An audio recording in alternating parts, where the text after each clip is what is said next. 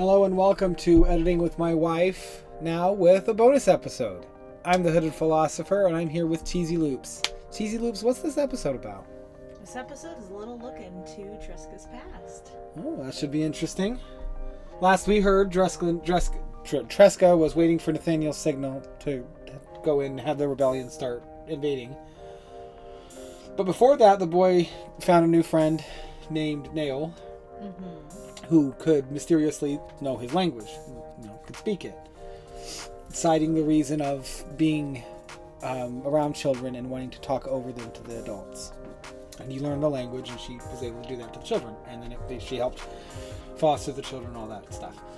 And they talk about it, but we learn of Tresca and her crown that kind of keeps her hidden in some mysterious way. And Draylen helps find her, and they find her, and Nail helps them learn the language. And it helps the boy communicate. Moving on to the next chapter, where I'm in Nathaniel. Just real quick, I don't know I personally got it from that crown thing. You can assume it was the crown, but it wasn't labeled. I don't think she would have had a woven crown in her head for any other reason. It wasn't obvious. It comes back up. In fact, does. she pulls it out later. In this one. Oh yeah, she uses it pretty heavily. She doesn't ever walk in the back door, and this is how she does it. This is Nathaniel's last kill. This is your chapter as well. Yay, I get to read again. And this is wordy, heavy words. It is heavy non-dialogue. Yeah. It's also quite loquacious. Yeah, there's some words in here that are going to be difficult for me. Also has a very high level lexicon. So, chapter 8. Not really. Nathaniel's last kill. I have a simple lexicon, so yeah, it's a higher lexicon than I have. Thank you. Well, if you're a writer, then you hear words way more relevant. Yeah, I'm going to have a problem in this the second sentence. The Lord's arena was massive. Its elitist grandiosity sent a shiver down Tresca's spine. The crown she wore was over 80 years old. It had a natural elegance, but most importantly, it made her inconspicuous, basically invisible. She didn't sneak in the back door, ever. The memories of the fight in the arena came flooding back to her as she passed through the humongous archways. Gratefully, she didn't need to go through it again. The anxiety this time was for her nephew. She was early, as usual. She was leaning against the inner ring of the Colosseum. Her fight was less than fair. As she recalled it, there were a total of 11 monsters and 3 men. It came to her in an instant. She did something clever and impossible. She used all of her powder of creation to summon in spoiled meat. But that was the simple part. The hard part was tapping into another magic simultaneously. Using nature's vision, she made the meat irresistible to the beasts. Within distraction, she spun an elegant dance around the 2 men. Their blades and magic were inhibited by the use of her vial of mind. Able to slow them to get out of the way. Able to slow them to get out of the way. It should be able, yeah. Okay. Where am I when you're reading? I don't know where you are. Listening. I mean, you have access to the map. I know. When she was not able to, the blade struck the wounds. Healed rapidly. When she was not able to, and the blade struck, there we go. The wounds healed rapidly from the brown leaf. She had a dagger she called Venom, and it was the last time she used it. It was a needlepoint dagger that injected a load of nastiness into the hole. It wouldn't just kill them, it would hurt them.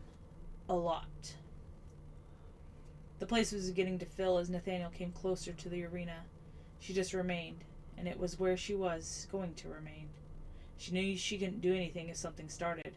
There were runes inside the arena made of very durable alloy, with a particular I read that completely wrong. There were runes inside the arena made of very durable alloy, with a similar protective runes, noting nothing gets in or out without Grolic wanting them in the arena. She felt venom on her waist.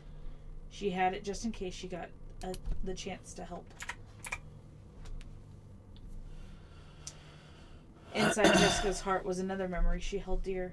This is where she first met Slang. He was broad-shouldered with a kindly smile. But most importantly, he gave her the title of love after he showed her how much she truly loved people. He was older than her by a small factor, and when her beauty never changed, he would tell her that love will always be as beautiful as you. She wished to hear that just one more time, tears welling in her eyes. He was gone. Nathaniel was here. The crowd roared behind her, startling her. Nathaniel looked well, but he was not engaging the crowd. The same couldn't be said of his opponents when they arrived. 2 men stepped out, waving their arms and shouting.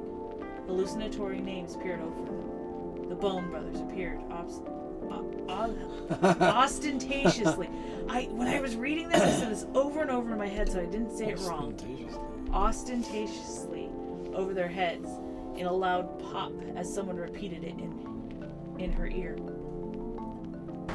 She then saw and heard verses followed to Nathaniel. His name was heard and said, Nathaniel the Noble. Nathaniel took a large gulp from Thram's flask and then put it back in his pocket. She looked back at the Bone Brothers. One of them touched a mark on his hand. Bone shards came out all around him. The name Tim floated above his head. The other, labeled Tom, touched a similar rune on his. A dense layer of bone grew all over his skin, making him look significantly larger and even more grotesque. Nathaniel slipped on a pair of gloves as he conjured a few snarling beasts for help. Tresca wondered if this was for show. She knew all he needed was in the flask that he just drank from. A gong sounded from inside the arena. Nathaniel disappeared, reappearing next to the wall in front of him, began hammering on it. His fists moved and blurred. 2 beasts attacked the bone men, distracting them for a moment, before getting killed, then vanishing in a puff of white powder. The Bone Brothers turned to Nathaniel with a confused look. As the pair approached Nathaniel, he disappeared to the other side of the arena, where he resumed his hammering. Before the pair could get to him, the safety barrier flicked. Tim shot a small bone spike out of his arm, hitting Nathaniel in the leg, going clean through. He disappeared, and in a fit of rage, just after a second, all of the bone spikes on him were shattered, and he lay motionless on the floor, blood seeping out of his back. Tom saw his brother's back covered in his own bone spikes. He screamed in rage, striking wildly. Nathaniel took another sip from his flask. The bone armor the man had developed was shattered. He laid next to his brother in a bloody mess. Nathaniel was hammering at the wall again. Tresca could see it fall. Then he shouted, "Grollet, come down here, coward, and fight me! You will be the final kill for this barbaric arena." His voice was powerful and loud. And a thunderbolt Grollet was there. He was of intimidating size, a massive beard and several scars on his face, wielding the hammer in his right hand. Then another bolt went from Grollet to Nathaniel. After the burst of light subsided, Tresca saw Nathaniel under Grollet's massive boot, pinning him to the ground. Grollet's voice was a thunderstorm of rage. "How dare you speak to your lord that way? Wiggle and squirm, boy. Your arcane wine cannot save you from my boot." Nathaniel was squirming. His motions a frantic blur. Tresca panicked. She unsheathed venom and got ready to take action. As he raised the ornate hammer, the wall burst out from either side of the arena where Nathaniel had been hammered. Resistance members came spilling out. A new beast appeared in a puff of power behind Grollet, who swiped at him, giving Nathaniel the moment's breath he needed to live. The resistance members got close. Grollet moved from one to the next through bolts of lightning. Nathaniel disappeared. The thunder stopped. Tresca looked around for any sign of him. She climbed down the wreckage, looking for any sign of Nathaniel, and all of a sudden the thunderbolt came right by her face. Leave it there because the next chapter is from Nathaniel's point of view. Alright, so let's give this a moment. Awesome. Police situation. Whoop, whoop. It's pretty brief. Is there anything that could be said more Any questions you have? I think the only thing you could add to this is any more of Tresca's past. And that would be it. Because... But what in particular? What in particular? Like what? I don't know what. Like what's relevant to this? What I'm saying is that that's the only thing I can see you can add to this chapter. Yeah, it's mostly this internal dialogue of hers as she's watching her nephew fight a similar fight. And having memories of her own fight and a little bit about her husband and meeting him. Did she meet him before or after the fight? I'm not sure. Does it say? I don't want to speak out of it. No, it does not say. That's the reason why I questioned. No, I think that was when she was planning to do it. So it was just before. Okay. Well, that would be an interesting conversation to have with somebody. I'm kind of a badass. You might want to be afraid of me. Everyone should fear love a little bit. But it would make sense it was before, because Grolic has been chasing after her ever since, and it would make sense she didn't.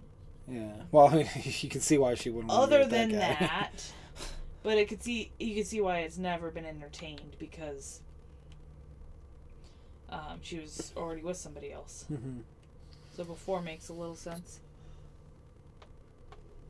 It's really sweet. And it's just there, and I have a line in there that it hit me when I thought of it, because I always think of it with you. Love will always be as beautiful as you. Aww. And her face never changes. It's really sweet. And I wanted that because I wanted everyone to understand that she had a good marriage with him, that she loved him, and he loved her, and it was all good. Yes. Because that's not it for her. She's not dead yet. Yeah. And she knows that. What about the visuals? The fight is actually really good. That's a really bad line. There was a couple hallucinatory names appeared over them. Yeah, so I'm just seeing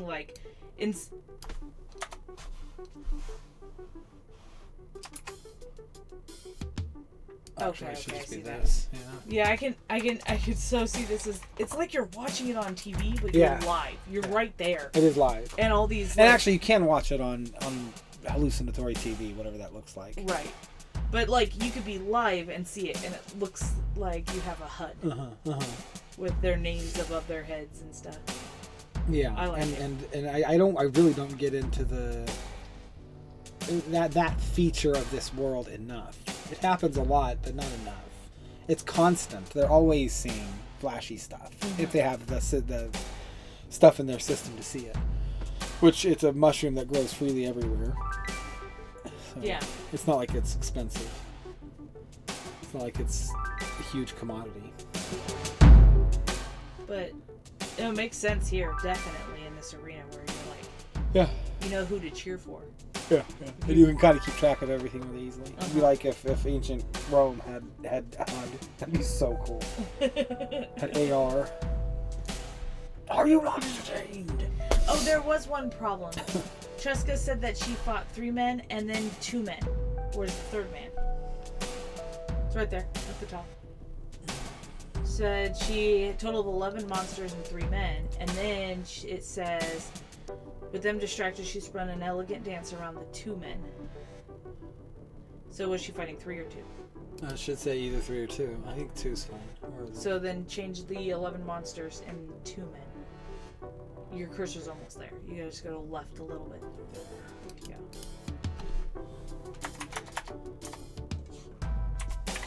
There you go. The 11 monsters is enough to be unfair. Yeah. Yeah. But she handled them just fine. Makes you wonder why she was doing it. That'd be a good question. Why was Tresca in the arena? What was she doing? There's also the idea of I'd love to see what people see in that crown, the braided, just simple wooden braided crown. Mm-hmm. What their vision shows. It can look like anything as far as I can say, as long as it's kind of maintaining the theme of the story in some way. I guess there's another question we can glean from this, and it's probably a simple answer and probably not a big one, but Tresca and Sling, do they ever have kids? Because you only hear about her nephew, not her great-grandkids. No, you don't. And I think the answer is no, in my own head. They had kids, but not in... They had adopted kids in a way. Yeah. But even then, it was like Nathaniel took over for the husband when he died. It's like the same situation they were in. So... It's just... It's change of power in the home. Mm-hmm. Yeah, I just didn't see... I was thinking about that for a second and didn't... Yeah. And then I thinking about it, like, no, she didn't have kids. No. And knowing some information about Tresca that I don't even know if you get into this story, which is her past with the Resistance. Not very well. Not a lot. You don't get into it a lot? Well, she knows them. Well, no. She talks to them. Because I know she did some pretty cool things in her past with the Resistance. Yeah. And so I don't think she does, quite frankly. You don't think But she there does? may be a time when we're like, oh, that would be an interesting place for a story. And that would be the story. Wouldn't it? Yeah. But that kind of thing could cause her to not be able to have kids. Whatever that event was. You know what I mean? Yeah. So. But I was just thinking about that for half a second where it's like, oh. And I thought an interesting question of the day would be, what in your life is loud and thundering, but really doesn't hold much power over you? That's an interesting question. Yeah. I'm looking for diverse answers. I'm looking for a question that has a lot of answers to it. Well, give an example to better... Well, my father was loud and thundering. Mm. My whole family was, in a lot of ways. I had a brother that was, too. And they don't really have any power over me. Especially since my dad is dead. But they were loud and thundering. Yeah. There's lots of things like that. People work in environments like that on purpose. I'm sure oil rigs are like that. Big, loud, thundering things that really don't have... There is danger, maybe, but the probability's low. It's not like a huge danger. Car accidents, plane crashes, they don't happen all the time, but they're loud and thundering. Right. Sure. You're not going to always see them. Okay. Rare sight. And with that, we can just move on to the recap. And this one, we really only look at Tresca's past. And Nathaniel's fight. So there's really no other characters except for Grolic enters the scene. Yeah. Which could be the last little thing.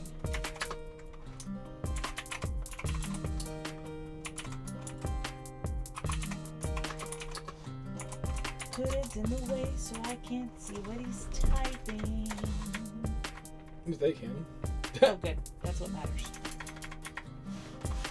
Well, I mean, I'm sure they wouldn't mind people saying it too.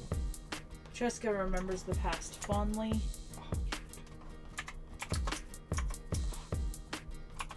Is Nathaniel's weird fight? He's not even focusing on it.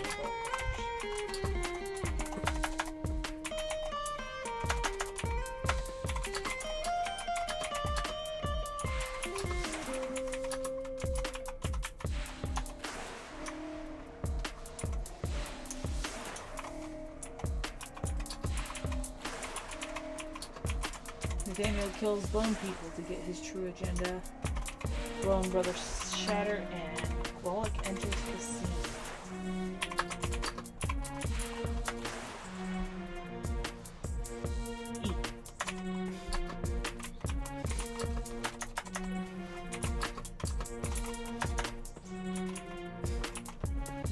Alright, so we have Tresca remembers the past fondly. Nathaniel kills bone people to get to his true agenda. The bone brothers shatter. And Grolic enters the scene with a flash. The Flash. Boom! Alright. Thanks for coming in and listening. Thank you. Enjoy the bonus episode. Bonus episode. I love you. Bye. Bye.